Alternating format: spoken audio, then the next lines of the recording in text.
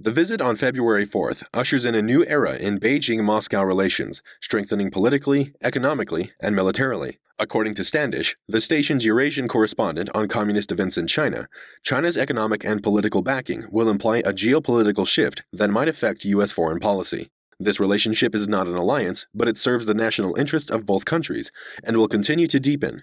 Russia's, however, is becoming increasingly disproportionate in favor of China in all areas of trade, economy, and politics. A military war might result in fresh Western sanctions against Russia and lead to two consequences for China.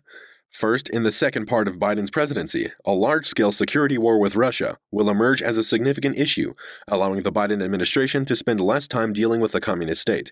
China will be the primary diplomatic target. Second, to offset sanctions imposed by the West's invasion of Ukraine, Russia will have to rely more heavily on China.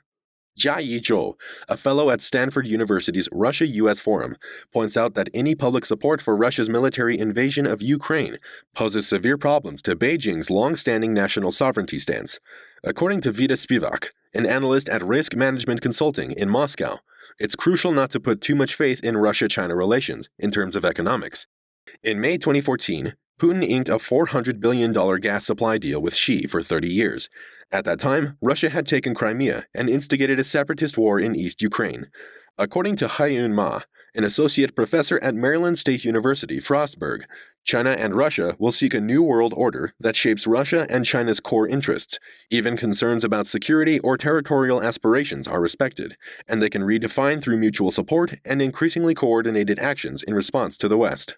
Assertive and ultra-nationalist policies in Xinjiang, Hong Kong, the South China Sea, and the Taiwan Strait are evidence for China. For Russia, it's all about NATO and the orientation of former Soviet republics, with Ukraine being the most prominent example.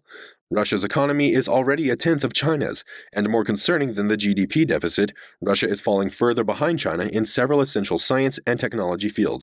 According to Artyom Lukin, a Russian-Chinese relations professor at Russia's Far Eastern Federal University in Vladivostok, Communist China and Russia share the same goal of removing American domination from the world order bridge. There's no reason to be concerned about Beijing's relationship with Moscow until this primary goal is fulfilled.